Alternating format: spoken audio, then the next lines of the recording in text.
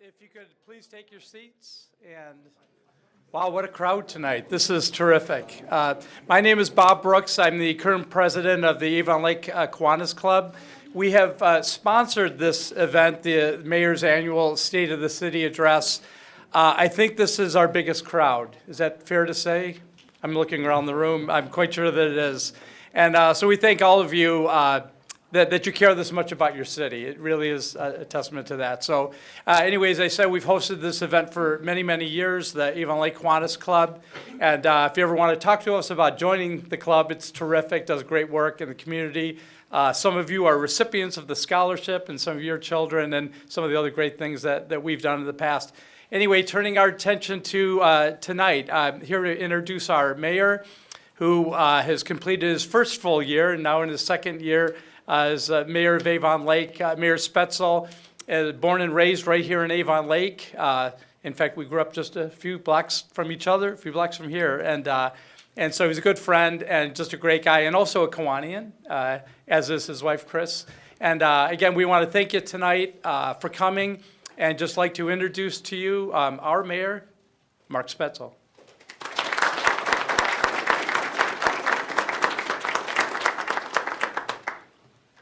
Wow, what a great turnout. I want to thank everybody that's here in attendance. We have a packed house. We've had to put out some extra chairs, and all those who are watching on video, live streaming as well. This is an opportunity for us to share information from our leadership and our administration, and also hear back from you. I want to thank the library for providing this wonderful venue. If you have not seen the Discovery Zone yet, I highly recommend you check it out. It's very popular with the kids, including my grandkids. Thank you to Kiwanis for hosting. Thank you very much. Yes, feel free, clap. Great job. For all of you, if we want to shop, we can go to Avon, right? We have all that. But it's a great environment to raise the kids, and I think that's what makes Avon Lake unique. Lakefront living, right? We are unique in that regard. There's only so many of us along the lake. High quality housing options, high quality of life. We have active residents, which is evident by the number of people showing up here today. We have city boards and commissions and civic groups that everybody gets involved with. Highly ranked schools. As you can tell, our students are active, they're interested, they're curious. We have one of the safest communities in Ohio for our population. We have many recreational opportunities, excellent employees who are truly dedicated to the jobs that they do. We have a great mix of residential, commercial, and industrial. We have relatively low taxes. Our income tax rate is 1.5%, which is on the below average, low end for communities. And again, we have this small town feel, but we have all the amenities that go along with anything you could possibly want within short driving distance. 24 was a rather unique year, I will say. We had the eclipse.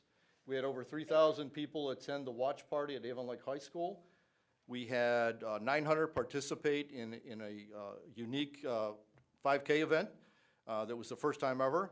And Avon Lake went dark for 3 minutes and 53 seconds, which is one of the longest times you'll be in the dark in any eclipse. And we were at the center line of that, so that was pretty unique. We also had power plant demolition going on, which included 2 controlled implosions on July 31st and December 19th. If you've driven by lately, you'll see that it's quite a different landscape than we're usual. We still have 1 stack remaining, but the main building will be coming down as well. And then on the afternoon of Tuesday, August 6th, we had a tornado come through town. And while we were spared significant widespread damage, certainly some of our residents experienced significant damage, and there was a lot of outages and cleanup that we had to do. So rather unique, things you maybe wouldn't expect in a town. A little bit by the numbers for Avon Lake. So we're over 26,000 residents now. When I was in high school, it was probably a little over 13,000, 14,000. So we've grown considerably. We have 11.2 square miles. We have approximately 112 miles of roadways. We have about 5 miles of lakefront property. We have maybe just under or a little over 11,000 housing units in Avon Lake. And we are seeing our community continue to grow, particularly residentially. And with that comes challenges. We'll talk about a few of those as we go along, but with challenges come opportunities, and that's what we're looking to do is is to deal with those opportunities and challenges as they come up. So the format we're going to do here is I'm going to invite up a few of our directors to speak when they get all done, and then I'm going to come back up and I'm going to finish off with some things that'll be of interest to you. But first, I want to introduce Chief Vince Molnar to start it off, and then we'll have 4 other speakers after that, and then I'll come back up. Chief Molnar?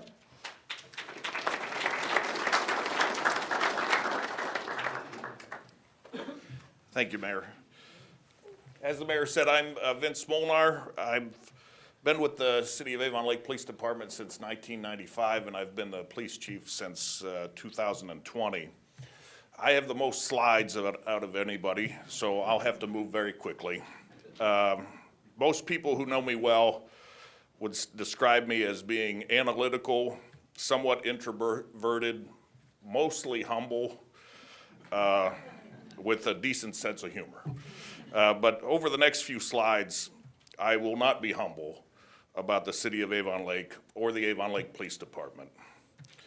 The slides will focus on community engagement, the greatness of Avon Lake, and where we stand as compared to other communities when it comes to safety.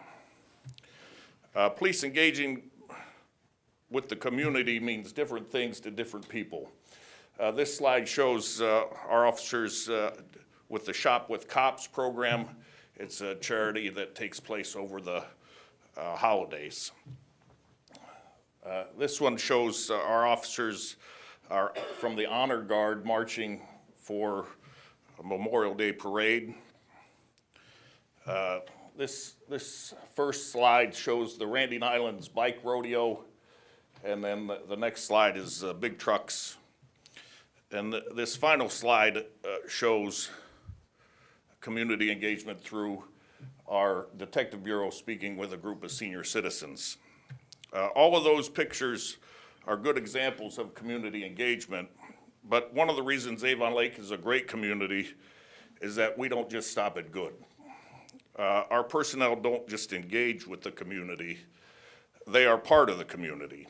They're leaders and coaches, teachers and neighbors and friends. You'll see, I'll go over some of the personnel changes that occurred in 2024, and you'll probably know a few of the people that I'm going to be talking about. Ron Candleberry, he's on the top right there. He retired after 25 years of service as a sergeant. He ran our community police academy for a few years. Alex Giardini on the top left, he served the community for 28 years and retired as a lieutenant. Patty Schroer at the bottom, she's a dispatcher. She served our department for 30 years. She's a graduate of Avon Lake High School. And for a long time, Avon Lake residents. She worked at Cardinal Federal Credit Union next to the Sparkle Market. And she worked at Homer's, for anybody who may know what Homer's is. It's a great little diner. But her dad is Lorain County law enforcement legend, and her mom also worked at the police department as a secretary before she was hired. So our new personnel. In 2024, we hired Alex Sikorsky. He was working part-time at the Walton Hills Police Department. Alex is an Avon Lake High School graduate, in addition to being a police officer. So Jacob Zuzik was a John Carroll graduate, and he was already enrolled in the Cleveland Heights Police Academy when we hired him. Those are our two entry-level candidates that came onto the department in 2024. Joe Matt, he came to us from the Cleveland Police Department with years of experience as an accident reconstructionist. He has been a coach at Avon Lake High School, girls lacrosse he coached. Adis Kadusovic, he came to us from the Oberlin Police Department, and he's a SWAT tactical operator in addition to being an elite level soccer coach. Those two officers are the first two to come to the Avon Lake Police Department through the lateral entry process. Part-time officers, Ryan Fankhauser, he's a full-time police officer with the RTA, and he is also an Avon Lake High School graduate. He would ride along with our officers while he was in high school, and that kind of influenced him into getting into the profession. He's also a wrestling coach. Kent Reiber is a full-time police officer with the Sheffield Lake Police Department. He's also an Avon Lake graduate, and most people, there's plenty of people who know him and his family through that. They are all choosing to come here, not because they don't have other options, but because they recognize that Avon Lake is a great community. Brenda Gergash, she came here from North Ridgeville Police Department, bringing over 20 years of dispatch experience. She has ties to Avon Lake as well. We were also able to talk Patty into coming back as a part-time dispatcher to help fill in on the weekends and for days off. Her knowledge of Avon Lake and dispatching is valued and appreciated. So this is the part that I like, the analytical part.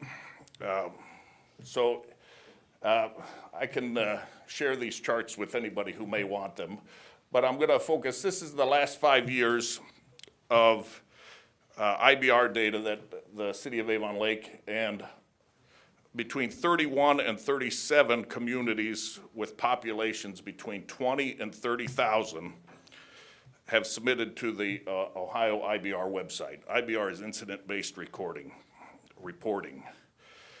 So the average Ohio community with a population between 20 and 30,000 residents had just over 48 violent crimes in 2024. If you see the last bar here, 48 violent crimes. That's the average for communities with between 20 and 30,000 in population. Avon Lake had 5. We were second, one behind the leader. The leader had 4.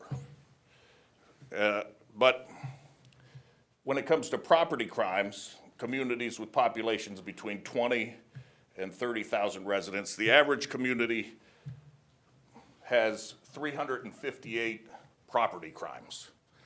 Well, Avon Lake had 78, and that was the best in the state of Ohio. So we were one violent crime away from being the best in both. But I guess we'll have to settle for that. But if you look at the average is what, a C? An average is 358. We're at 78. That's not good. That's not average. That's great.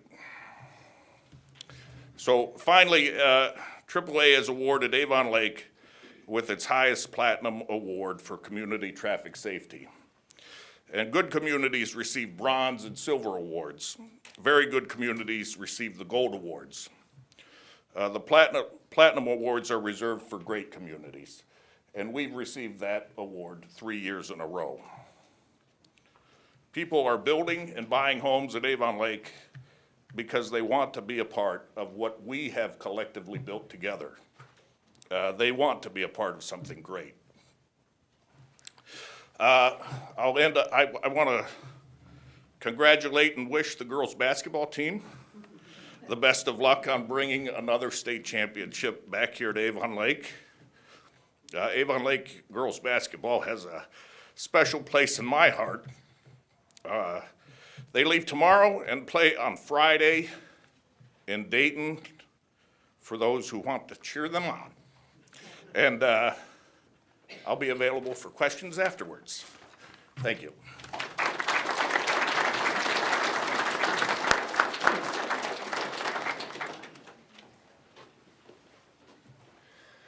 Good evening, I'm Jeremy Betz. I'm the fire chief here in Avon Lake. Up there is my office number and my email. If anybody wants to jot that down, I'm always available to answer questions. You're better off emailing me than trying to call the fire station. But the email goes right to my phone, so I'll get those anytime. I generally respond pretty quickly. As most of you probably know, this is our lovely fire station with our primary fleet of vehicles. including an ambulance, a fire engine, a heavy rescue truck, and a ladder truck. Exciting news about that ladder truck, it's finally getting replaced hopefully next year. It'll be 30 years old next year, and it's still holding on. 2024, we did see another increase in call volume. Every year we've gone up, with the exception of the COVID year in 2020 when everybody was afraid to go to the hospital. We did see a little bit of a decline that year. But every year, other than that, we've risen in run numbers. Almost 3,500 runs. It's a 4.6% increase over last year's numbers. Generally speaking, fire departments in the suburban setting have about 70% EMS and 30% fire. Now, that doesn't mean 30% of our calls are structure fires. Excuse me. Fire-type calls are anything that related with where we respond with the fire engine, whether it's wires down or a gas line struck or carbon monoxide in your house. We respond to all those types. Those are considered fire incidences. The EMS would be incidences with the ambulance, obviously. So we are generally pretty close to on par for average around the country. Of note, 1 to 2% of our run volume is the actual structure fires. We see an average about 1 structure fire in Avon Lake a month. We do utilize automatic mutual aid with our surrounding communities, so our guys are getting to more fires than once a month. But it just generally, as Chief Molinar was mentioning, great community. You guys do great on fire safety. We hit all the kids, preschool through 5th grade with our fire safety, and it seems like we've been doing a good job at keeping our community safe. The high incidence of multiple calls, that just means that 20% of our run volume occurs while other calls are coming in. That's generally been a number that we've seen increase, obviously with the increase in calls. They generally come in around the same time. And I mentioned the mutual aid partners that we have. This is always a good topic to talk about. People always want to know about why we transport to where we transport. Most of the time it's patient choice. Sometimes it's not. You see most of our patients are transported over to the clinic in Avon, with a little bit less going to St. John's every year. More and more people seem to be transitioning to the clinic, probably because it's convenient, it's right here. But sometimes when we come and pick you up in the ambulance and you want to go to the clinic, we might not be able to take you there. Whether it's because you're having a heart attack or because you have traumatic injuries and you need specialized care, that might be some reasons why we have to tell you no. But typically it's whose patient, what they want, or the family's choice about where we transport, okay? Inversely, if you want to be transported to Cleveland Clinic downtown, we would not be able to do that unless there was a specific reason. Whether you had a special medical device that needed to be taken care of at a specialty facility, we would make those decisions at the time. But we typically don't generally transport that far. 2024 accomplishments, the Pathmaster system, some of you may be familiar with that, some of you may not be. Pathmaster system was implemented for all of our traffic signals and our gated communities. This allows police and fire vehicles access to change the traffic lights based on a over internet protocol type system, other than it previously used a siren. There was devices on the lights that caught the sound of the siren to change them for us. Now it's done through computers. Also, same thing with the gated communities. We had a system in place with our previous radio system that worked pretty well half the time. And this system now just works automatically when our vehicles get close. So I'm very happy about that. Still working a couple bugs out of that, but that was a big project that the city took on, and it makes us safer, makes us responding safer, and makes transporting you guys to the hospital safer. Vehicle replacement, I mentioned the ladder truck coming already. We're in a weird time period where we have a lot of vehicles that need to be replaced all at the same time. Most of our vehicles last for decades. I mentioned ladder trucks 30 years old. Fire engines last about 20 years. Rescue trucks last about 25 years. Ambulances around 12. So we're in a weird area right now where we're ordering lots of vehicles because all those times are coming up. And I've been thankful with the support of the administration and council to be able to replace those vehicles to keep equipment up to date with the technology for our staff to be able to help you guys out. Drone program, we did institute a drone program last year. We haven't had a lot of opportunity to utilize that in actual incidences, but our drone has pretty high capabilities for whether it be thermal on fires, whether it be finding somebody in a lake, or whether it be finding a missing person. We just started testing a new device that we got that actually can take a device out into the water and drop it in the water, and it'll automatically inflate. So if you're out there stuck, we can have something help you inflate, keep you up, out your head above water until we can actually get out there. So some pretty cool stuff. The fire station needs, I know this is going to come up again a little bit now, but this has been a topic we've been talking about for a long time. But we're slowly inching towards working on potential new fire station. And I know the mayor has some information on that later, so I won't steal his thunder on that. Staffing, we did not have much change in staffing. We did have one part-time inspector retire on us last year, but our staffing's been pretty solid. We had increases in 2023 and 2022 to our personnel, so we're doing pretty good right now with staffing. We do have some retirements that have happened this year. We're working on replacing those people. And I do want to mention the disaster plan. The mayor mentioned the tornado that came through on August 6th of last year. That sparked interest in the community disaster plan, which got a facelift, if you will, a little bit of updating. And when we talk about the community disaster plan, it wasn't really intended to be for the community. So we did change the verbiage on that. That document is made for our staff, for our internal workings, for everybody who works for the city, so they have an idea of what to do. We added some pieces to it, took away some pieces, focused on training, and we also did put a big push out to help you guys. Because when disaster occurs, that's for us to take care of. Beforehand, it's for you guys to take care of. So if you check out the website, there's some disaster preparedness information on there that could be helpful for you. A lot of links, there's a lot of information out there. It's pretty simple stuff though, simple things you can do to make sure that you're taken care of. And real quick, I know I'm probably out of time, but I always want to talk about the services that we provide to you guys. File life is a big one. We always like to see this file life. This is so if we respond on a medical emergency to you and you or your family can't tell us your name, your medical history, your allergies, what meds you're taking, that information can all be placed on those cards, and it could be just, there's a magnet on there, it can be stuck to the side of your fridge. That way when we come, we can just grab that and take it to the hospital with us. If you have these, please update them. I would recommend every 6 months you update them. If anybody needs these, they're available for free at the fire station, okay? Our lockbox program, we have been wildly successful with our lockbox program. This is where you would purchase a lockbox that is special to Avon Lake, and we would come and mount it for you on your house, and you'd place a key inside that box that only we have access to. That way, again, if we have to come to you in a medical or fire emergency and you can't access the door, this is a little bit cheaper than us breaking your door down because we can get in. So it's about $35-ish for those boxes if anybody's interested. You order it right through Roper. There's their website right there, or their phone number if you'd like. And again, when you receive that, we come out and install it for you. So all you gotta do is order it, and we'll take care of the rest. We do have the reflective address signs that we do have for purchase as well. Those can be ordered on our website, or you can come to the fire station if you need help with that. I like to push these. I know that some people don't like them because they look not the prettiest. Everybody has those pretty script addresses on their houses. Those are beautiful, but in the middle of the night when it's dark and rainy, it's really hard to see those addresses. So we always try to push the reflective address signs so we can find you in your time of need. Smoke detector battery change. For those people that aren't able to do it or should not be doing that, we do offer assistance with changing smoke detector batteries as call volume allows.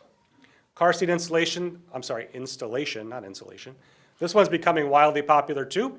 We do have certified car seat techs that will install car seats for you. If you already have a car seat in and you're not sure if it's safe, call and schedule an appointment and we'll have one of our certified techs inspect it for you. And then Alert Avon Lake. I know we have about over 10,000 people that have signed up for Alert Avon Lake now, so very happy to see that growing. But this is where we push out general notifications. This is where we push out emergency notifications, weather alerts. Replace the old Code Red system for some of you that might not or might know that one. Code Red, it essentially just became way too expensive for us to afford. We found a cheaper option that does exactly what we need it to do. So Alert Avon Lake, avonlake.org/alert, you can sign up for that right on the website. And you can choose how you want those notifications. Okay, and I'll be available after, thanks.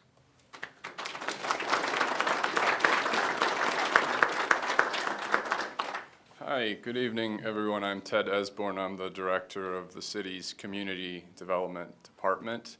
Our department has been around for about 3 years. Back in 2020, City Council had a business navigation committee, and one of their recommendations was to create a community development department that did planning, zoning, and economic development. We sort of retained property maintenance.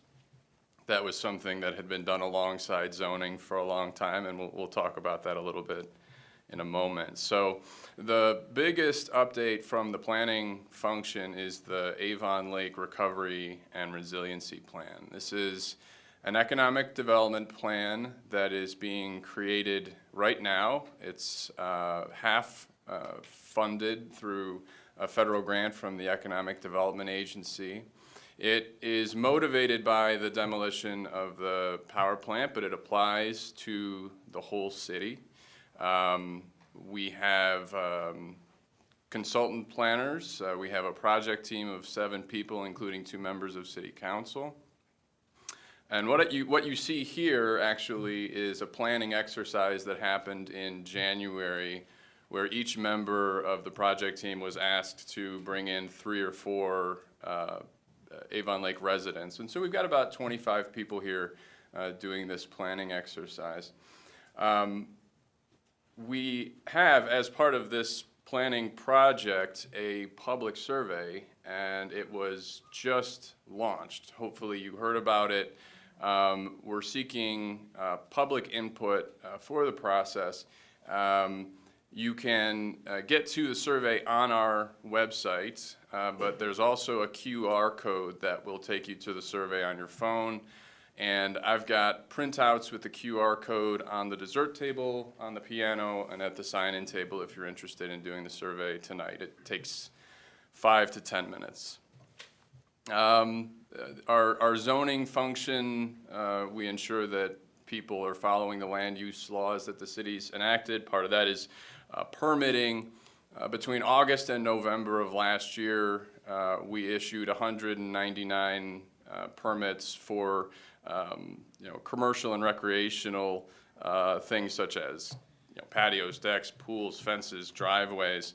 But we also, in our department, review new homes. So during that same period last year, we issued permits for 34 new homes, mostly in Harbor, Southport, Portside, Legacy Isle.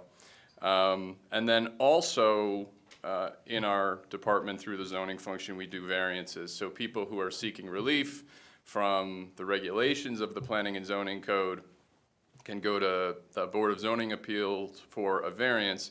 What you see here is actually the staff report for the Jakes by the Lake variance that happened just last month. The restaurant is doing some work. They needed a variance on the setback from Avon Point, and that was successful for them. One thing we like to do with the economic development work is focus on our new businesses and the folks who did ribbon cuttings. This is Marva Jones of Tree of Life, which is a counseling center in the Landings that opened last year. Cleveland Premier Pickleball has special significance to me because about 8 years ago, the city seized an opportunity and got about 10 acres of land through a forfeiture situation just south of Pin Oak with an economic development aim of assisting an existing or new business. In 2020, All Pro Freight moved into a building on Pin Oak Parkway. In 2021, they bought that land. In 2023, they built a 200,000 square foot expansion onto that land. And with that, they were able, in the front of their building, to have Cleveland Premier Pickleball, which has been a great addition. A quick note on Shop Local. This is our initiative that we do every November and December involving gift cards from our local businesses. We met our goal for 2024 to have 50 participating businesses. And you can see that we did something new this year with the grand prizes. We split the town up into 3 regions, and the grand prizes had the gift cards from each of those areas. We got business owners from each area to do the grand prize drawing, so you can see Felipe, Marty, and Sherry are helping us out there. And then finally, an update on property maintenance. So Avon Lake actually adopted an exterior maintenance code in the mid-90s in order to create minimum standards for maintenance, appearance, condition of all properties.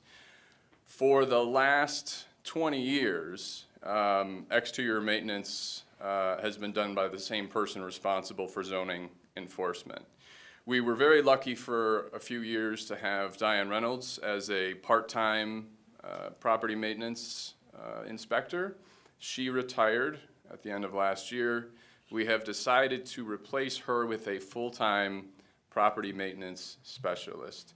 We want to be more proactive with property maintenance and have enough employee hours to properly address all of the resident concerns about exterior maintenance and property maintenance. So this is actually a position, property maintenance specialist, that is being advertised and taking applications right now. So if you know anybody, please encourage them to apply. That's all I've got. I think John is up next. There we go.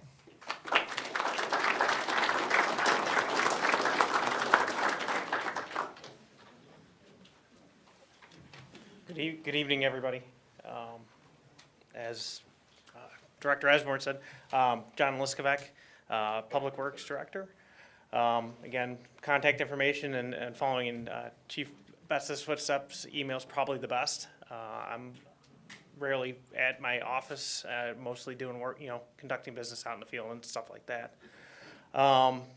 Just completed my first year as a Public Works Director for this wonderful city. I'm glad to be here. I'm glad to be part of this leadership team. I've got just over 20 years of experience in the public works field. So I'm bringing experiences and best practices to the city and to the department. I have a wonderful staff of 29 full-time employees down at the service, at the Public Works facility, located at the very south end of town. And we do pretty much so everything that all the other departments don't do. From collection of dead deer to branch collection, leaf collection, snow removal. We cover a wide range of gamut, or a wide gamut. So just as I said with the overview, Public Works currently covers the service side and the engineering side. I know Mayor Spetzel mentioned 112 miles, which actually equates to 222 lane miles, because you've got 2 lanes that typically make up that center line mile statistic. We also conduct repairs for buildings and facilities, which is an ongoing task that we have dedicated staff to attending to stuff every day. We also have the responsibility of the upkeep of over 160 acres of parkland, between wooded and turf, along with the shared responsibility with the City of Bay Village for the maintenance and upkeep of Walker Road Park. In our daily duties also is we've got a small team that does all our athletic fields, which includes your baseball fields, layout for flag football when that happens, lacrosse, anything that's, we coordinate with the recreation department a lot on those needs and stuff like that. And then also under Public Works purview is the operation and function of the boat launch at Miller Road Park, and the wonderful fish cleaning stations that were opened up, I think it was about a year or so ago, before my time here, but they are heavily used by many fishermen, and I've heard nothing but just rave reviews about the fact that we have a facility like that for utilization. One additional thing that falls under the Public Works overview, but correlates a little bit with recreation, is also the community transportation feature. And we've got 2 part-time staff members that man that van option, serving residents that need assistance getting to places such as medical appointments or grocery shopping or something like that. Some of the highlights for 2024 accomplishments, we were able to complete phases 3 and 4 of Walker Road. A lot of some of our major projects are also funding assistance is received through either grants or loans. With Walker Road, we had Ohio Public Works Commission funding in both forms of grant and loan to help help move that project along. The service side of the staff also completed site work as an in-kind contribution for ALPS Phase 1, which currently is receiving the contracted contribution of work for that Phase 1 section. We also accomplished the citywide pavement remarking refresh this year. We're currently in design for, or I'm sorry, wrong thing. We completed the RRFBs that were installed, rapid rectangular flashing beacons. They're located at Armour and Lear. And then with the aforementioned boat launch, obviously comes a yearly sand dredging to make sure that those launches are effective for all the boaters that use it.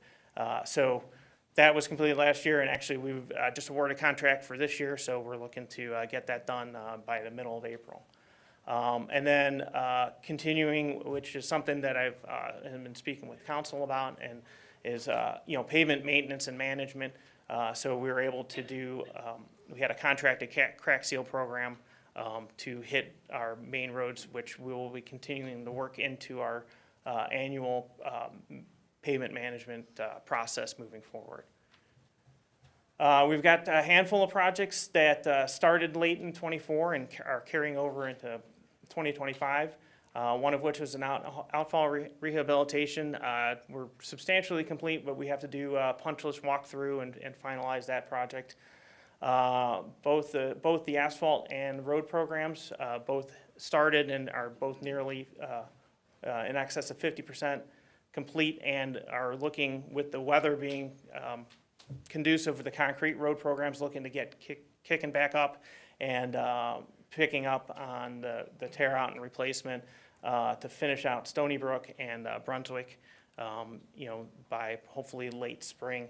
Asphalt is dependent on the opening of the plant, so that's still a little ways out because of the temperatures and stuff like that. But we'll have updates on when that schedule is going to be as the weather progresses. We also have the design side of the Lake Road Sidewalk project, which is from State Route 83 to the Western Corporation line. This is another project that is receiving 90% of its funding through safety funds from Ohio Department of Transportation. So they're in a design process right now with that project. And then we're looking to complete Phase 1 of ALPS by mid-April. Projects in the pipeline for 2025.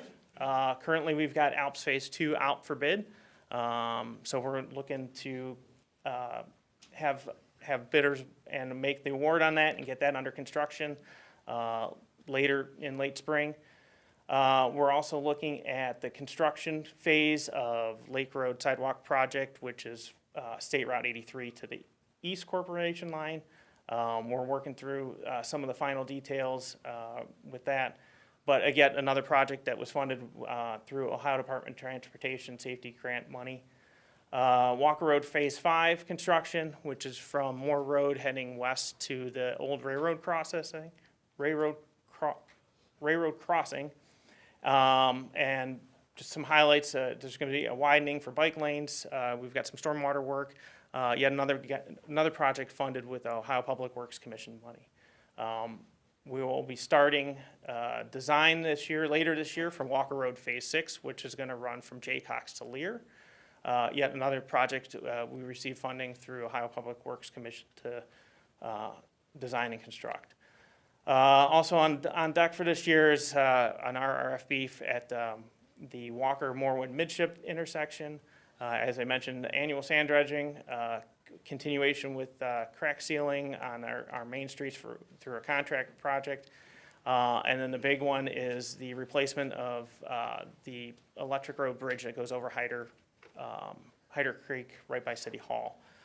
Construction is going to be later this season, finalizing coordination and, the last project details of design right now, but that'll be coming this year. And more information as we have that as far as how it's going to impact the residents and the community.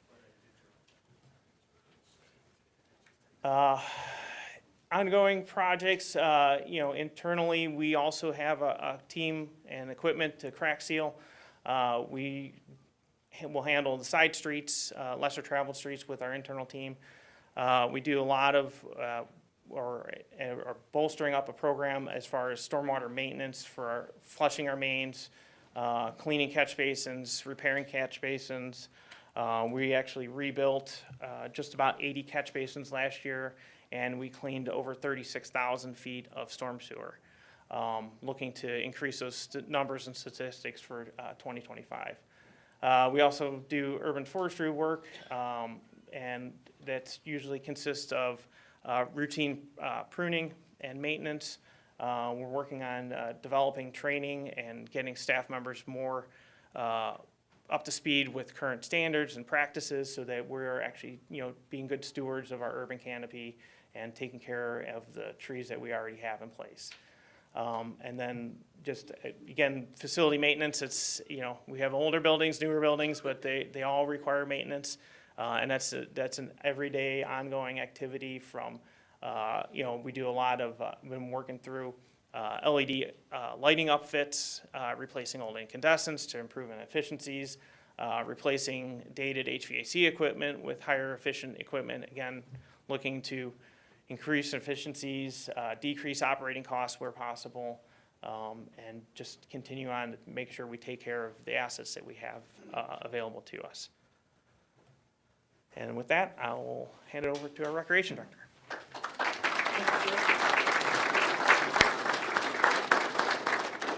Good evening, everyone. Again, I appreciate you all being here as well.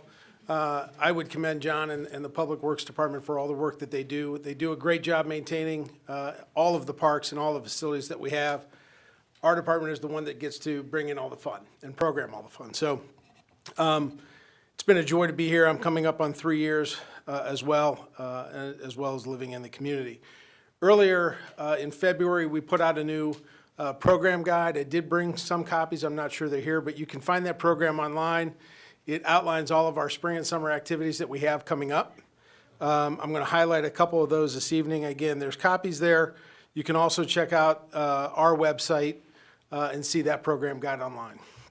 And that includes activities for kids and adults of all ages. Again, some of the things I'll mention, most of our program registration is currently open. I can tell you that Safety Town and Summer Camp registration opened today. Some of those sessions for summer camp are already sold out, so it does go fast. Again, I would encourage you to get a copy of the booklet if you're interested in anything that we do. Again, all the way from youth, all the way through senior programming at the old firehouse. Summer art classes we have coming up for ages 10 to 15. Great class that we've had the last couple of years. It's held at the Lake House, a good opportunity for kids during the summer to do some art classes. As always, Green Box has been a tradition in Avon Lake for many, many, many years. And I'll say it a couple times, especially with all the high school kids in the room. If you're looking for a summer job, recreation is a good place to start. We have a lot of different opportunities, whether it be Green Box, maybe the pool, something along those lines. For a list of the locations, we're adding a couple Green Boxes this year. You can find those locations, the days and times, on our website as well. Summer Concert Series is one that's always great. We have 8 outdoor concerts this year, not including our July 4th or our fireworks celebration. One of the things that we're doing new this year is we're really trying to highlight what we're calling Summerfest celebration, and that's going to be right at the beginning of the summer on June 21st. That's going to be at Miller Road Park.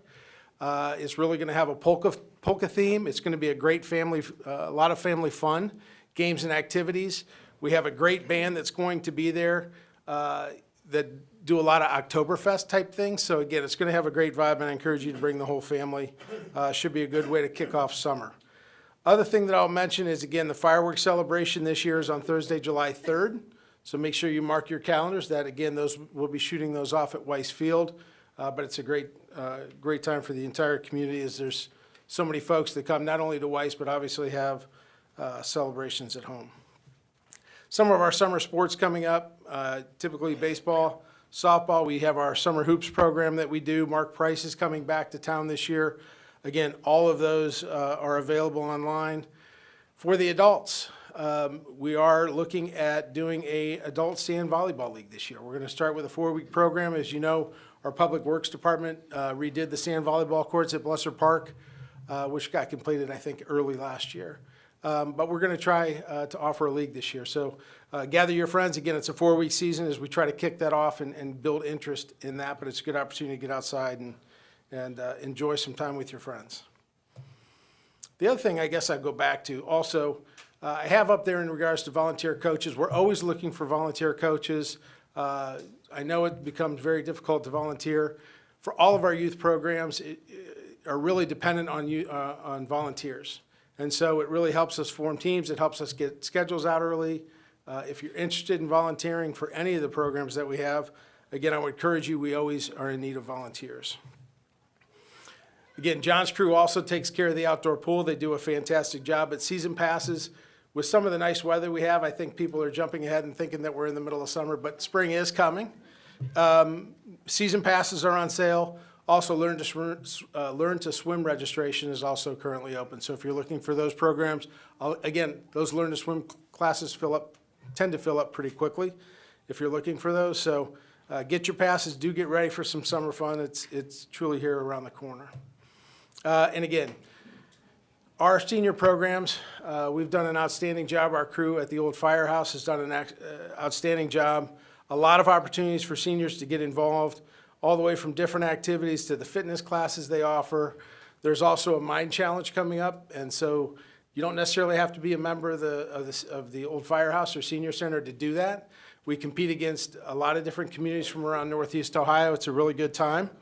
I would just encourage you, like I said, to look into that if you're interested. As you can see there on the slide, that's for anyone 50 and older. But it's a lot of fun and can win some money for our community that would go back to the senior center. And something else that our team has worked on over the last several years is the senior prom. That tends to sell out too. I believe they sell 100 tickets or so. That's held at the Anchor. And again, this year's theme is black and white. And so again, just know that that's out there too if you have interest. And I would, again, encourage you to stop by the old firehouse and see everything that they have to offer. There is a newsletter that comes out once a month. That's also available on the website. And again, I would just go without saying, if you're looking for a summer job or know somebody that is interested, recreation is a great place to start. We have a lot of different opportunities for those folks. I would just add to the Chiefs vibe in cheering on the Shore Owls. Tomorrow morning, they'll be sending the team off at 9 o'clock, so I would encourage you to get on Avon Belden as that team's pulling out, heading to Dayton to bring back hopefully a state championship. So with that, I will turn it over to Matt.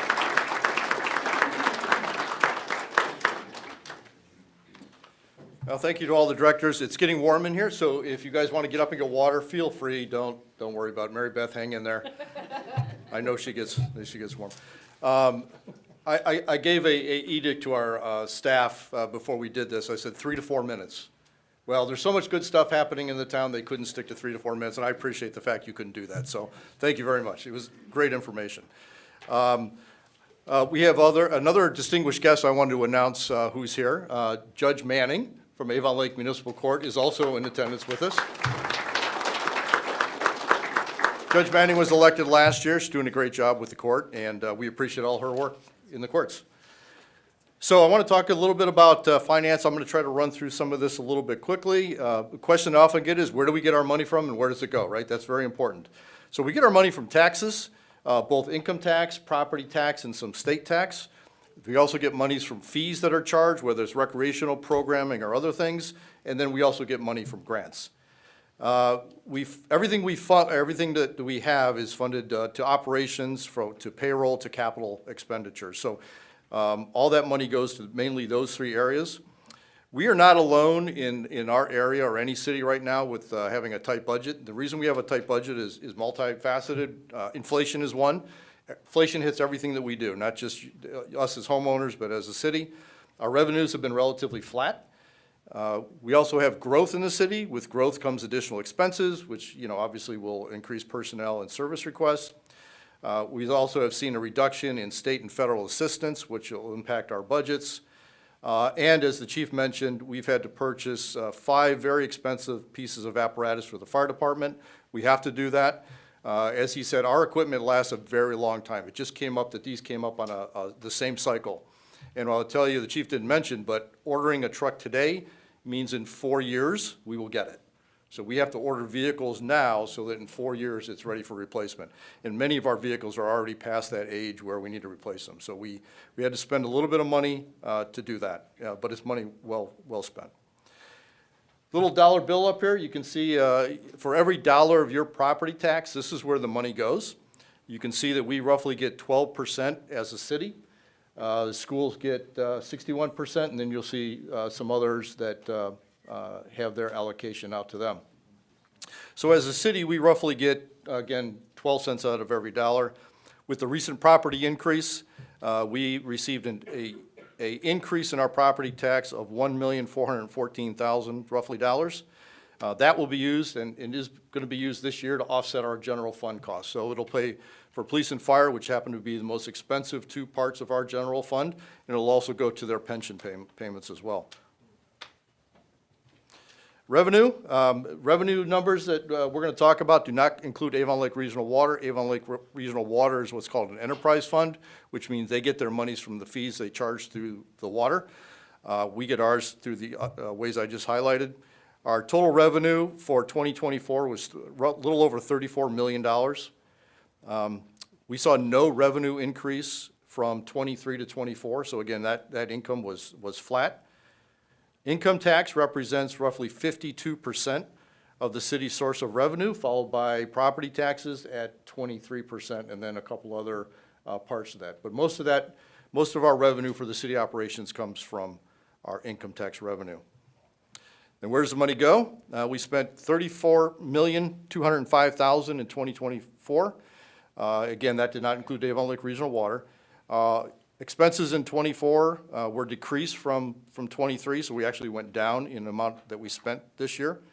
We are expecting an increase in expenses from '24 to '25, however, and a lot of that's due to inflation.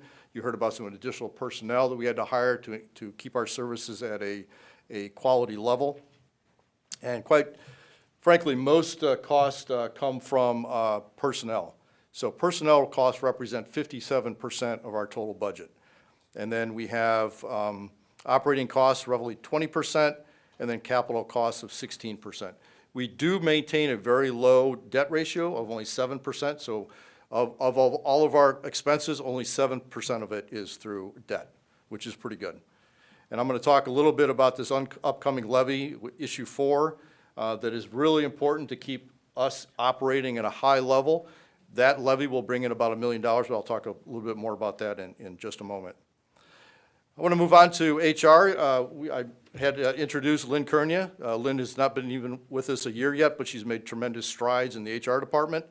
Lynn has a little bit of an education. She has a bachelor's, a master, and a law degree in HR and labor law. So she comes highly qualified, and she brings that qualifications to us and makes us a better community. There we go. Our current workforce, you'll see, I skipped ahead too fast. We have an amazing group of talented, hardworking, dedicated, and professional employees. You'll see up there the numbers. We have 184 full-time. We have 76 part-time, totaling 260 employees, hence the need for a full-time HR director.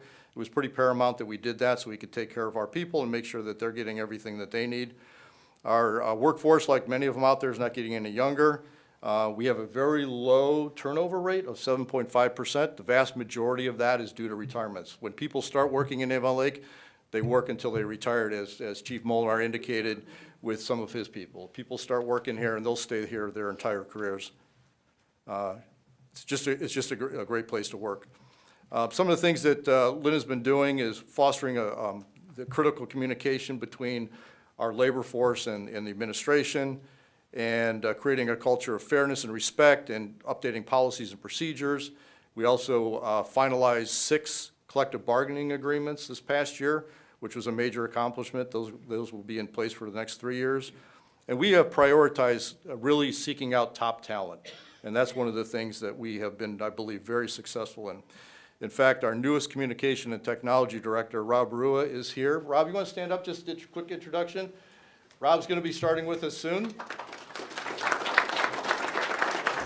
Rob's going to be taking over our communication and technology department, and we're looking forward to having him on board. Thanks, Rob. And we had 8 other bargaining and non-bargaining employees that we also hired this last year. I can't go without saying that in November of last year, Chief Molnar announced that he'd be retiring in May of this year. And after 30, let me get it right, 30 years of service, and I can't say enough about the job. You heard the stats, right? The stats are what the stats are, just a tremendous job. I want to publicly thank him for his dedicated and professional service and what he's done for our community and keeping it safe. He's just done a tremendous job. He really fosters a culture of family within the police organization, and if anybody you know about law enforcement, it's a tough business, and he does a great job of keeping everybody safe, keeping them motivated, and they all have a passion for what they do. So I'm going to embarrass him a little bit. A big hand for Chief Molnar.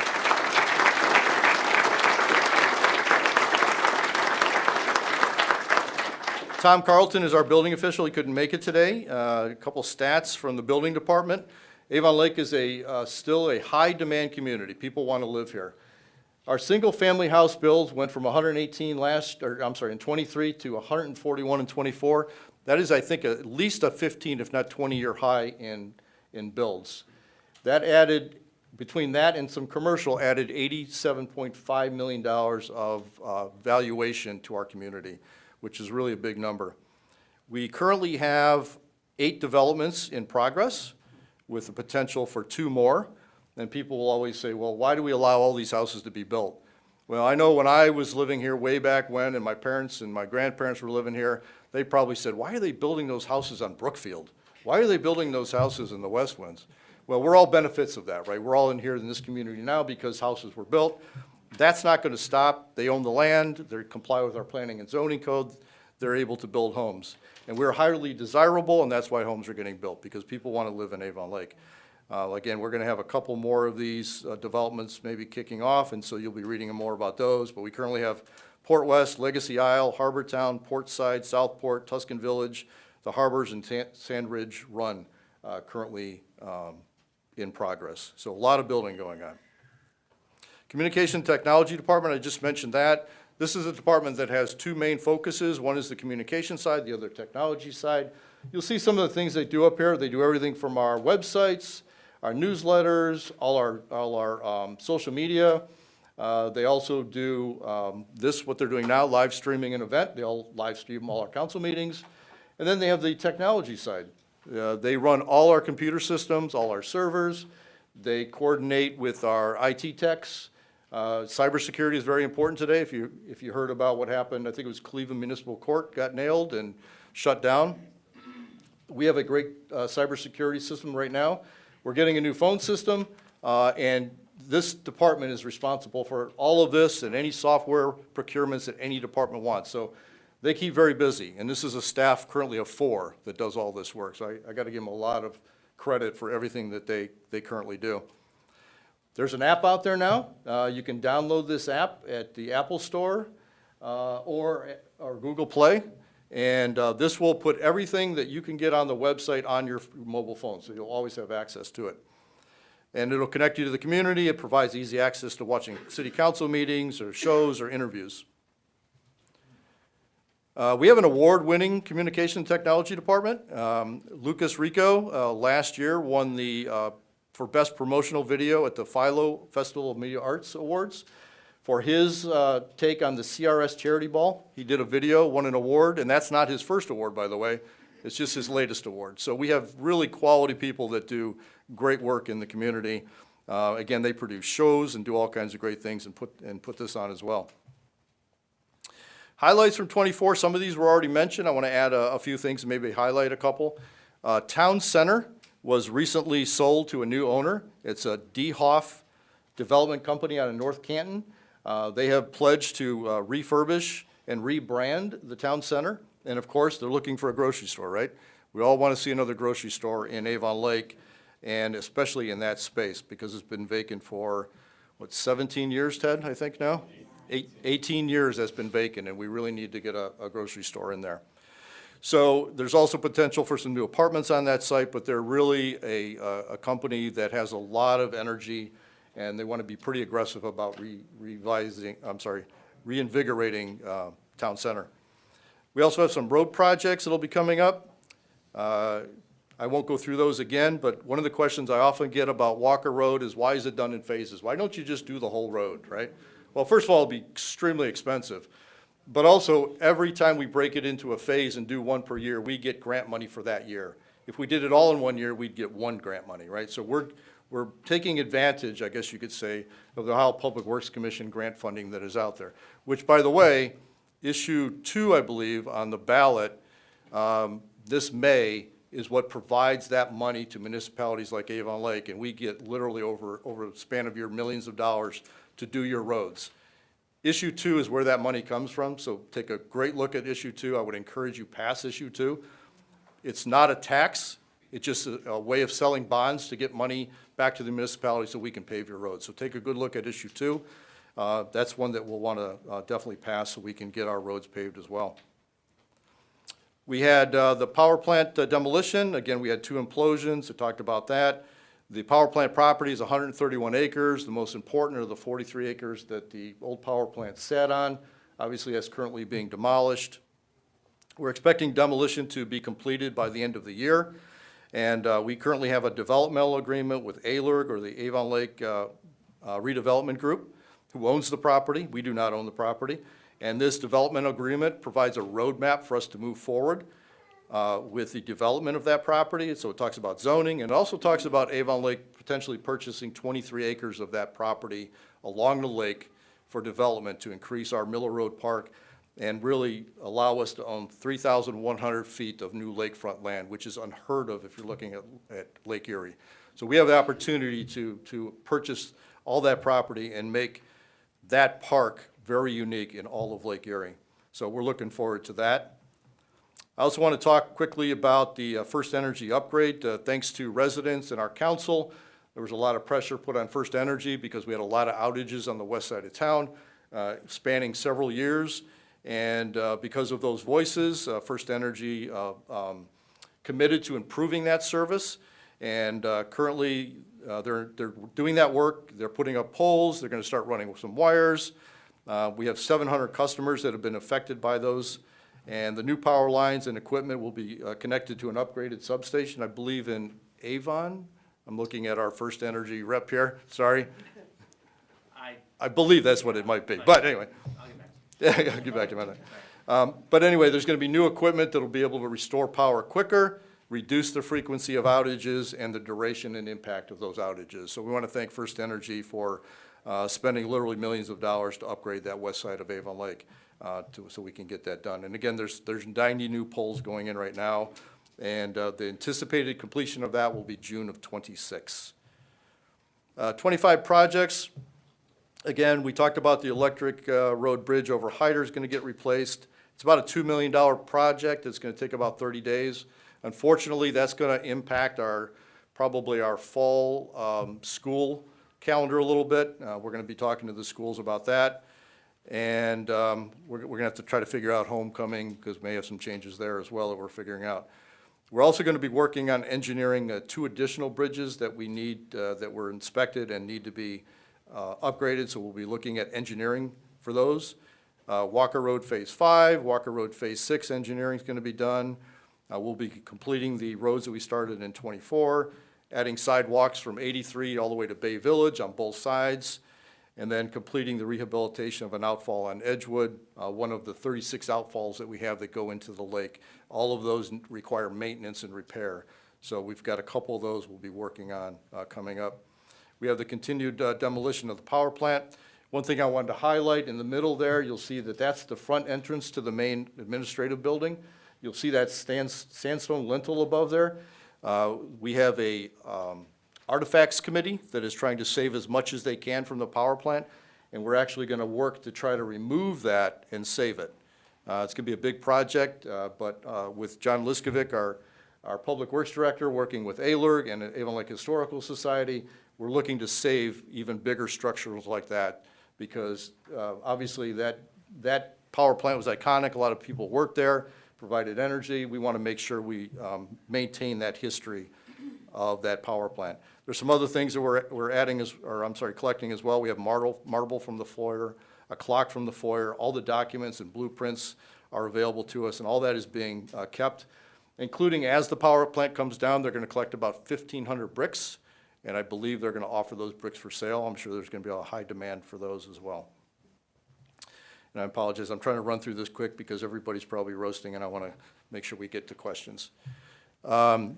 We also have the Alps. Quickly talk about the Alps. Some of these pictures here are renderings of potential equipment that we were going to have, or playground equipment that we'll have there. The top is kind of an overview of what that park's going to look like. This is truly a playground for all ages and all abilities. Completion of phase one, as you mentioned, has been mentioned, is in progress. Go back to that. Phase one will be the sledding hill, the vista with the swings at the top, as well as the viewing steps, and those viewing steps are currently being put in place. Phase two will be the main portion of the playground. That is currently going to be going out to bid. That'll have a toddler area, a music sensory area, a big kids area, a creative play area, a swing area, walking trails. So there's going to be a lot of pieces to this park. Future phases of it will include a challenge course, outdoor fitness. The total cost of this project, if all the phases are done, including the parking lot and other improvements, is about $2.5 million. Most of that will be accomplished this year. And then as we have sponsorships available, by the way, if you go on our website, we're looking for donations and sponsorships to get those other phases completed so we can get the project all done. When we originally envisioned Alps, it was a little bit smaller, a little bit cheaper. Costs go up. Interest expanded, and now we're at $2.5 million, and it's really going to be a destination playground for not only Avon Lake, but the entire area. So the monies for this came from our general fund. It came from previous donations. It's come from grants. We've received several grants, and obviously we're looking for future sponsorship as well. Couple slides here on long-term strategic planning. So we don't just do what we do today, we're also thinking into the future. We're in the process, as Ted explained, of updating our economic development plan. As John explained, we're adapting our road programs so that we can maintain them better and spend less in the future by using rejuvenation, crack sealing, repair, renovation, and replacement. We're aggressively improving our stormwater system, as he talked about. So these are things that we are doing to protect our infrastructure because our infrastructure is the most expensive part of capital improvements. We're also looking at some of our aging buildings. The fire station was built in 1978. Since that time, we've doubled in population. We've nearly doubled the staff, and we have a 400% increase in calls for service. That building no longer serves our needs. It's outdated and insufficient for the operational needs that we have. So we're going to be looking at, not coming to you as voters, but we're going to look at bonding that out so we can get that new fire station built so we have the proper facilities for the fire department. We're also looking at our Public Works building. I don't know if any of you have been down there to the building department or Public Works and you've seen that facility. That was actually older. That's 1974 vintage with some additions on it. Again, outdated, operationally inefficient. We can't even store all our vehicles in there. We want to be able to protect those, so we're looking at a new structure for that as well. So as we look at how over the next 10, 15 years are we going to do all this, we have to look at long-term planning, bonding these things out. What does that bond and debt look like? So we're doing a lot of looking at those long-term expenses. If we do this, we would incorporate not only the Public Works in that building, but also engineering buildings, so we would house all of those in one spot, which would free up space in our much crowded City Hall. So there's added benefits there as well. And then lastly, we've been looking and planning long-term for recreational facilities. As you know, we do not have a rec center, so to speak. I will tell you, rec centers are extremely expensive. The best case scenario, if you have a rec center, that the fees will cover about 42% of that. The rest comes out of general fund. We don't have the bandwidth in our general fund to do that. Voters have declined to do rec centers in the past, so what we have done is try to take little satellite operations and provide enough for you that it encompasses all the needs that would be in a rec center. So, we want to provide not only the programs for the young people, but also adults and our seniors. I think that's essential to having a multi-generational community and having everybody have accessible access to these. As was indicated, we have 16 acres of 16 parks, over 220 total acres in the city. We have 3 buildings in our city that are for recreational purposes, including the Anchor. And all these structures are getting older, right? So we have to look at long-term, what can we do to improve our recreational opportunities and programming through our rec department. They do a great job with what we have, but the needs that we currently have cannot be met by our facilities and staff, so we have to look at that. And then we're also looking at a master plan for Weiss Field, which is our largest park and has just tremendous possibilities. And now I want to talk a little bit about issue 4, which is our general fund levy renewal. Again, this is a renewal. It's not a tax increase. Whatever you see on your tax bill right now is what you would continue to pay for the next 5 years if this passes. Again, it funds police, fire, streets, and parks. Currently, excuse me, it's $23 per 100,000. And this is vital to our operations. It brings in, like I said, about $1 million a year, which is roughly almost 5% of our total revenue. If you take out 5% of our total revenue, all these things we talk about doing, we will not be able to accomplish. So by passing this, your taxes won't increase, but we'll continue to be able to operate and provide the services that we do for you today. So finally, I want to thank the residents, our business owners, our civic groups, teachers, city workers for all they do to make Avon Lake just a premier city on the lake, a great place to live, work, and play. And I'm going to move on now to an opportunity for you all to come up and ask questions. Again, if you could, come up to the microphone because this is being recorded. We want everybody to be able to hear your question. Please kind of keep your questions brief so everybody has an opportunity. We have roughly about 25 minutes or so for questions. And if you have specific questions for any of our staff, feel free. More than happy to entertain those at the end. But right now, so I'll open it up for any questions that anybody has. Just walk up to the microphone. That's fine. Don't be shy. I know you got to come up to the microphone. It's not like sitting at your chair, sorry. We just want to make sure everybody has a chance here. We're going to open those up in the back there so we can get a little more air in here. Hopefully that's okay. Yes, sir. 2 minor questions, or 1 major one. What is the status of the rainy day fund with the city? And the other one is, as I drive through my development and other developments, you have the transformer for the electric company, you have a box for the cable, and these tall, thin square boxes, I believe they're with the phone companies. They're opening up, they're splitting. They look pretty ugly. And when I called Brightspeed, I dropped them. They said there's only 2 people with a landline, me and somebody else.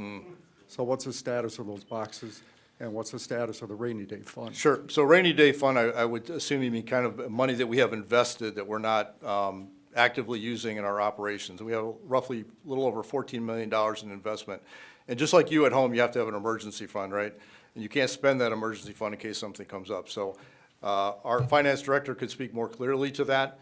But that's a fund that's just for investments, and if the economy goes south and we got to pay our workers to get something done, we have to have that.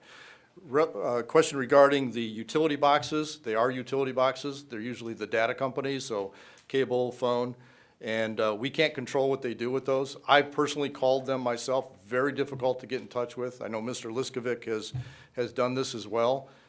We can keep putting pressure on them, but we can't guarantee anything.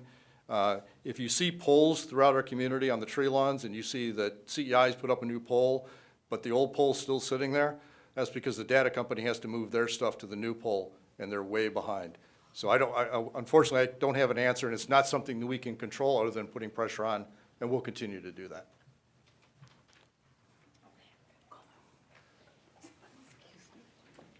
Thank you for coming up. Sure.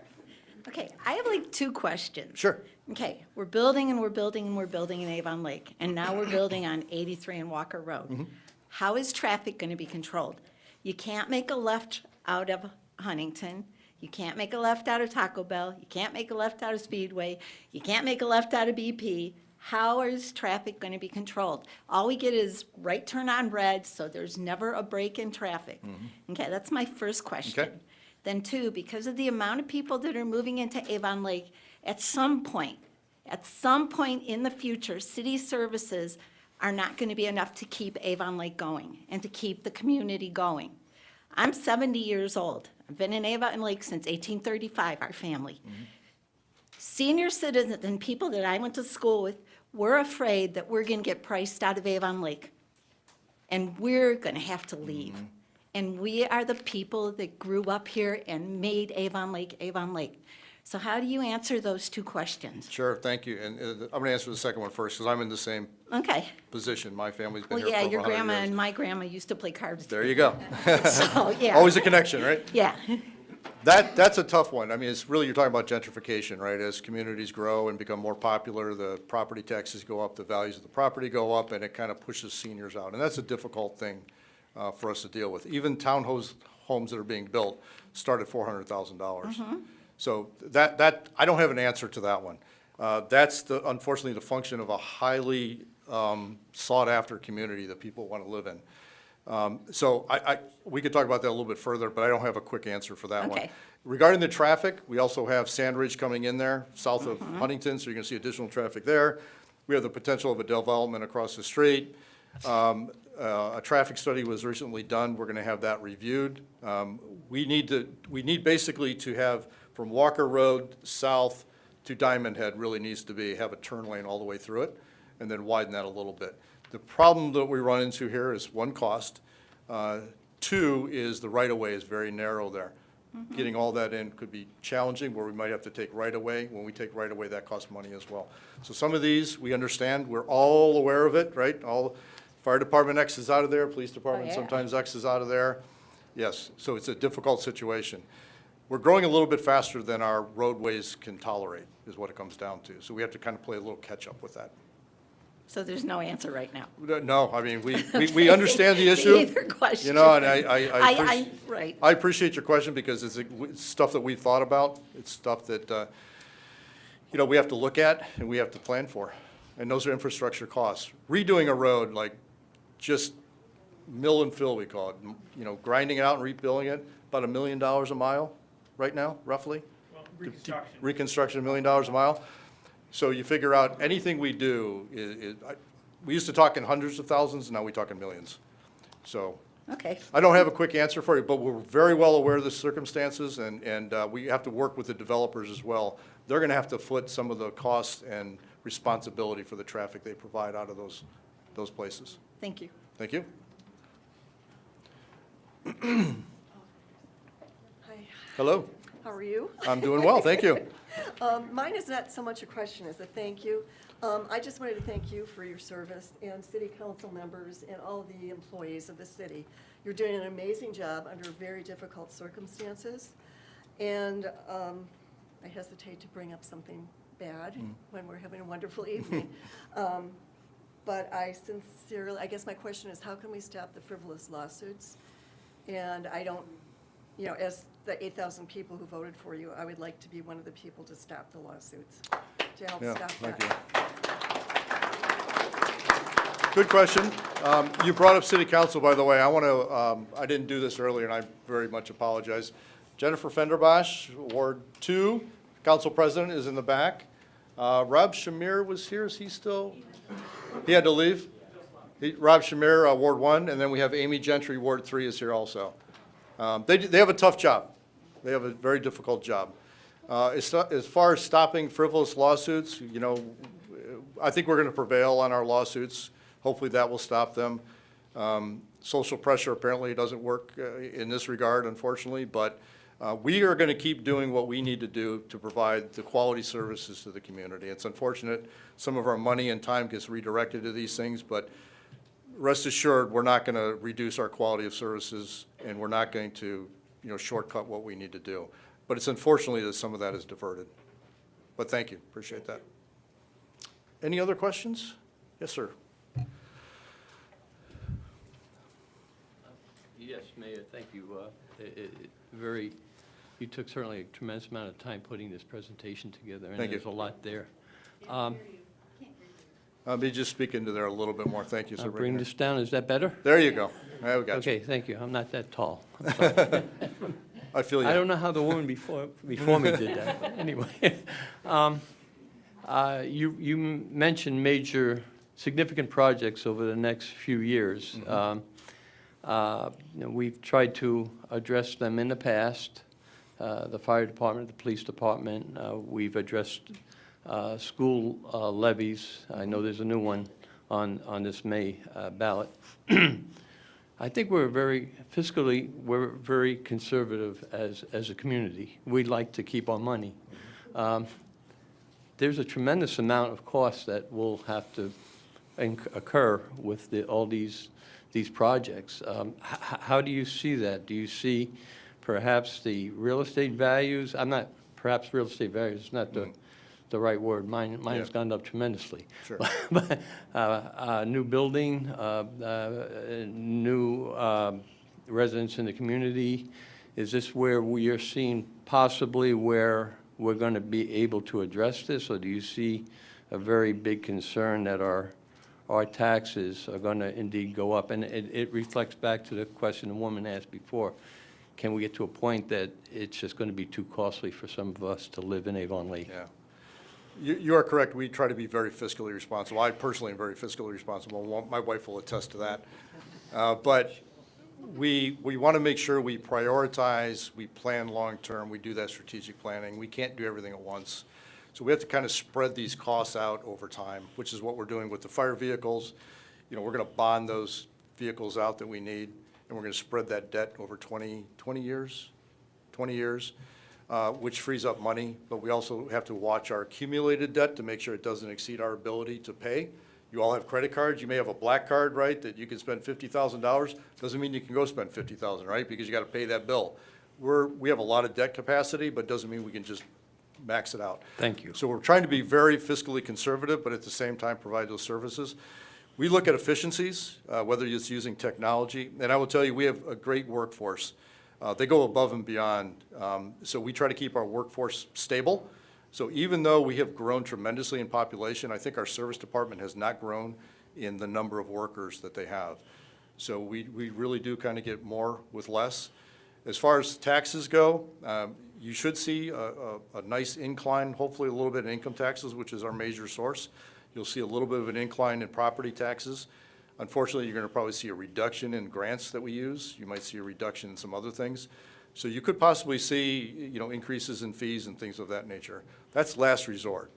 We have a 1.5% income tax rate in Avon Lake, which is well below average. Many places are 2.5%, 2.25%, 2.5%. I hope we never get to the point. We tried using an income tax levy for the new fire station. That didn't work. And so we hear what people are saying. And then, of course, you got the schools. And I'm not here to represent the schools, but, we are part of that big pie, right? Your money pie. They're going to take a little bit from that. 61%. Right. So we're cognizant of that. That's why we're not trying to go to the voters for anything. In the future, it's hard to say, but we will try to endeavor not to have to do that. But you can never say never. Thank you, Mayor. I have a second question. It has to do with the power plant, the property there. Sure. You mentioned a corporation that now owns that property. I'm not familiar with the corporation. Is it indeed a private corporation that owns that? So it's owned by Chara, and they have a subsidiary called ALC, which they created for the Okay. power plant. So it's privately owned. Okay, that's where ALR is part of Chara. Yep, correct. Okay. So Chara is the parent company. ALC is a subsidiary created for this particular project. I see. Avon Lake Okay, Redevelopment okay. I Group. wasn't Yeah. aware of the ALR name. Yeah. I saw that. I thought there was some tie-in Yeah. with that. Okay, I do appreciate that. And as you say, the potential buying 23 acres, again, that's going to be up for an opportunity not only for the city of Avon Lake to buy, but individuals to buy as well. So it's going to be a very competitive situation, would it not? Well, so there's 43 acres there. We're looking to purchase 23 of it. The balance of those 20 acres would be sold hopefully to a developer. That developer then would have, that property right now is frozen as a certain property value level. As development occurs, the property values go up. So let's say it starts at 10, goes up to 100. That difference, that 90, is called incremental tax increase. We would utilize that incremental tax increase, called a TIF, tax increment financing, to be able to purchase our share of the land and develop the infrastructure around it. So there's a lot of discussion. We could talk for 2 hours on TIF. We don't have time right now, but the TIF financing was what would enable us to purchase the land without using general fund money, without raising any taxes. What it's doing is not abating taxes, it's taking those taxes and using them for the purchase of the land. But those taxes, but for that, they wouldn't be in development, quite frankly. So if we want that property developed, we have to offer incentives for people. This is a really difficult economy right now for people, especially commercially. And so if we want to get people to move and develop on that land, we have to offer an incentive. That incentive is not going to cost you more. It will divert some of the taxes to the development, but as that property increases, we get more value there, we get more people living there, we get more income there. That should offset those kind of costs. And there's an advantage to the schools. The schools have to approve a TIF. They have to negotiate with whoever's going to develop that land and agree to a tax amount they're comfortable with. If they don't find a tax amount they're comfortable with, there is no TIF, there is no development. I see. Why does the school have to approve it? Because our state law, the Ohio Revised Code, in a way of taking care of the schools, requires their approval for TIFs. I see. Depending on how the TIF, there's different TIFs, but in Right. this one would require the school board to approve. Okay, well, thank you very much, Mayor. Sure, absolutely. Thank you.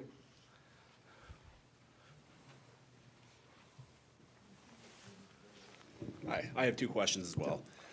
The first of which, you were talking about new developments that are coming into Avon Lake, people building homes, which is a great thing. Yeah. I don't find these communities to be very visually appealing. Has there been anything done or discussed with zoning about leaving some landscaping, some trees, larger lot sizes? Because these things are just stacked on top of each other, and I don't think they're very good to look at. Okay. Have you guys talked about that? I'm going to call Ted up if that's okay. Ted's our development director and oversees zoning and planning, and he could probably address that. I would, but he can do a much better job than I would. Okay, great. Ted, do you have another question too you want to I do. ask? The lady earlier was talking about home values. I think one of the quickest way for us to tank that is continuing to not pass the school levy. I want to talk about what your thoughts on our long-term strategic planning is. If these levies continue to fail, we're cutting kindergarten, we're cutting busing. What does this look like 5 years from now in your eyes? Well, again, I don't have any control over the schools. I am a product of the schools, as is my dad and my grandfather. And one of the reasons, well, when I talk to people, why do you move to Avon Lake? Schools, safety, relatively low taxes. Those are the three things I consistently hear. Some of those could be in opposition. So we have to have strong schools. I personally, just throwing it out there, I support this levy. I think it's a responsible way to deal with the unfortunate issue of how we have to tax our schools. How we have to fund our schools. This seems to be more reasonable. I actually worked it out of what it would cost me, and it was $1.20 a day to have a new 5 through 8 school and have our elementary schools upgraded. And if they upgrade those schools are going to be there another 15, 20 years. We know it. So we have to have a strong school to have a strong city. We have to have a strong city to have a strong school. They go hand in hand, they're tied together. There's really no way around that. So I could appreciate what you're saying. Great. But Thank Ted, if you could? Thank you, because this is, there was a prior question that sort of made me want to break down specifically development near 83 and Walker, but, to your question, I think, first, I mentioned during my remarks, the developments where we've been doing, zoning permits. So Harbor, Legacy Isle, Portside, Port West. So, these are subdivisions that are already approved, improvements are in, and, homes are going in. So it's difficult with those since the approval process is pretty much over. However, what we do focus on quite a bit is making sure that if an approved plan has certain landscaping, and particularly if we're notified by a resident that what has become the reality doesn't match that plan, that we go to the developer and make sure that, you know, they have an explanation for it, and even if they do, that we find a solution. So we have those subdivisions that are pretty much already approved. Near the center of town, I want to distinguish between the Sandridge Run development, which is on the west side of 83, which is going in currently. The improvements are already going in, versus a proposed development on the east side. And I should say, you know, Sandridge Run is 28 units. The development that has been proposed at a planning commission work session on the east side is 73 or 74 units.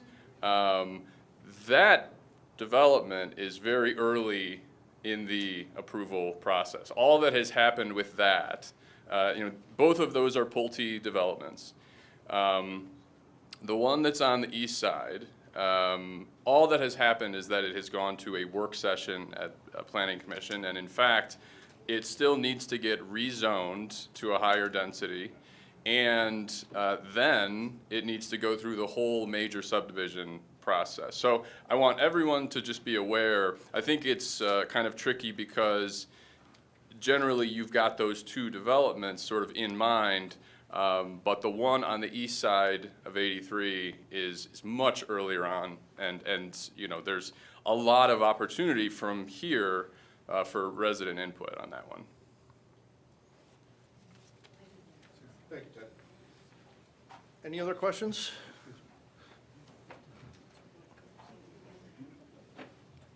We have about 10 more minutes, so. Yes, sir. Mayor, thank you. It was an excellent year in review. Thank you, sir. You've made a very meaningful impact on this city, and I think the entire city is very grateful for all the work that you've done. Thank you. Again, despite everything that has been going on. So, also want to thank Chiefs Molnar and Betts as well for the extraordinarily safe city. Congratulations again early on your retirement. Yeah, and just going through a couple of things. This is, again, a great presentation here. Ted, I'm a big fan of the Cleveland Premier Pickleball myself, so big fan over there. John, your work doesn't go unnoticed. It's very appreciated, so thank you. And Aaron, can't wait for the volleyball this summer too, so that'd be great. I also echo this woman who was just speaking earlier too, about not just the frivolous lawsuits, but it's just unnecessary waste of your time and our money as taxpayers too, from some pretty sorry attorneys here that are bringing this forward. So I'm really sorry you have to go through that. That's not the overwhelming majority of this city that supports you. You have over 8,000 people here in this town that support you, and I want you to know that, so. Thank you, appreciate that. Absolutely. Which kind of leads me to a point. What are you most looking forward to in your second year coming up? Great question. Boy, I wasn't ready for that one, but good question. I don't want this to. I'm looking forward to continued progress as well as thinking big-term, long-term vision so that we can set our city up for success for not only the next few years, but decades, right? We inherit what we get, and I want to make sure that people who inherit what I've done are in a good place. And so I'm really looking forward to progress, being fiscally responsible, managing our dollars well, but getting the biggest impact for those dollars, and just being responsive to the citizens. All our directors that you heard speak are extremely responsive. And I will tell you what, when you're conscientious about your job and you take it personally, it can be really rough sometimes because you feel that, right? You want to do the best you can, and that's how all these people are, and that's why they make such great directors, and over here as well.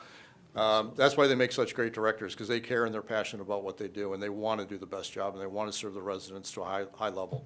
So thank you. Keep up the great work. You have a lot of support behind you. Thank you. Thanks, Mayor. Thank you. We got about 5 minutes, if anybody else. Any of our students, do you guys have any questions? No? You don't want to come up to this microphone, do you? Maybe Rob, where's Rob? Maybe he'll give you extra credit if you, there he is. He'll give you extra credit, he said, if you ask a question. Yes, sir. Hi. First, just a quick thanks to John. I don't know if you remember me, you came to my neighborhood and kind of walked around looking at some of the streets. So seems like he does have a pretty good plan to get the side streets back in decent order. I know you guys inherited a little bit of a problem there. When it comes to the power plant project, what is, I know there was stuff in the news when this first started about how they plan to develop that. Has that changed? What is like the current vision for that, you know, to be, you know, are you guys trying to, you know, make it a place that kind of benefits, you know, all the residents versus like tearing all that down and then putting up a bunch of cheap apartments that are not gonna look great in 30 or 40 years? You know, is it gonna be a mixed use, retail, restaurants, that kind of stuff? What is that, the current vision for that? It's a great project? question. Our developmental plan foreshadows a mixed-use area, so it'll be residential, commercial, restaurants. The exact mix of that will depend upon a developer. A developer's not gonna come in and do anything unless they can sell it, you know, whether, I mean, can you imagine having a restaurant that overlooks that whole area out onto the lake? You know, for me, it's eating a nice steak dinner, but, you know, just having that, that's what people want. You get a quality restaurant in there, it's a winner. But there will be residential, and guarantee there will be residential. It'll be a higher density residential. They've talked about everything from townhomes to apartments and condos. So some of these would be sale, some would be rental. As long as it complies with our planning and zoning code, we're a little bit limited on what we can do, but we have the ability for planning and zoning to control a little bit of that. But keep in mind that for them to get a return on their dollar, they've got to build something that they can make money on. I mean, we're a capitalist society, and they're going to make some money. That'll benefit all of us. One of the things that we have demanded in this developmental agreement, as this gets developed, that there are corridors of view between any buildings. So as you drive down Lake Road, it's not just a wall of buildings. There has to be corridors of view so you can still see the lake. And then, of course, the entire lakefront, if this comes to fruition completely, will be all of the public parkland. So right now, we have Veterans Park, we have Miller Road Park, that's it. So this will enable us to increase that public land and have access to it for everybody. So that's kind of the general plan as we go through this. You know, some of this can be adapted, but that kind of outline is what we have done in the developmental agreement. And if you let me know, we can talk further on more details, but certainly that's just an overview of it. Okay, All right, thanks. thank you. Probably time for one or two more. Oh, here's somebody for extra credit, Rob, right here. Write it down, extra credit. Okay. Earlier, I think you're the one who mentioned like summer jobs, right? We all are looking for summer jobs, but right here, Aaron Fatch, he'll give you an application before you leave. I just wanted to know like what kinds of summer jobs there are. Sure. Aaron, you want to come up and answer that question? Because we have a lot of kids here. We could maybe fill you up. We have, if you think about the outdoor pool, we have lifeguarding jobs, we have maintenance jobs, we have admissions jobs, concession jobs. We have concession jobs at both the pool and also Weiss Field. We have jobs for Safety Town, summer camp, summer hoops. There's a lot of different variety that we would have available. Green Box is another great opportunity. Okay. Okay? Great question. Thank you. You got his name for extra credit? Okay, just make sure. Me too, I guess. Yeah. I just want to dovetail onto what the gentleman had just talked about. Is there any way in negotiations with the development company that we can ensure that there wouldn't be any low-income housing development within the power plant I think we can almost project? guarantee that based upon the land, that these are going to be higher-end Right, but dwellings. the developer who's out of town, Yeah, no, like you said, to your point. completely understand what you're saying, but I don't know, Ted, if But you have any. but is there anything we can do in negotiations to prevent that? Are there laws that would prevent us from doing that? Is there any issue with that topic? You want to that come up, Ted, subject? and take a gander at that one? What I would tell you, because that land is so expensive, that there's a greater chance that that's going to be high-end housing. I mean, I'm not going to be able to afford it, I'll put it that way. So, Ted? Yeah, very, very simply, the only thing I would say is we have the interim development agreement that was approved between the city and ALERG. It's on our website. If you look at that, there is a draft mixed-use zoning overlay, and it lays out sort of all of the uses. And so I think if you sort of check that out, it'll kind of give you a sense of, sort of what's been done so far. And I don't know it all off the top of my head, but I think that would be the best thing to do if you kind of look at that permitted uses list. Because it was, a lot of thought sort of went into it during the process last year. So I think that's the only thing I would say. All right, I want to thank everybody for coming. We're going to have to wrap this up because the library and the director's back there saying, cut. I want to thank William back there for allowing us to have this facility for this. I have one ask before everybody leaves. Walk over to the table, grab a cookie, a cupcake, or something before you leave, all right? Don't leave empty-handed. Other than that, thank you all for coming. Really appreciate it.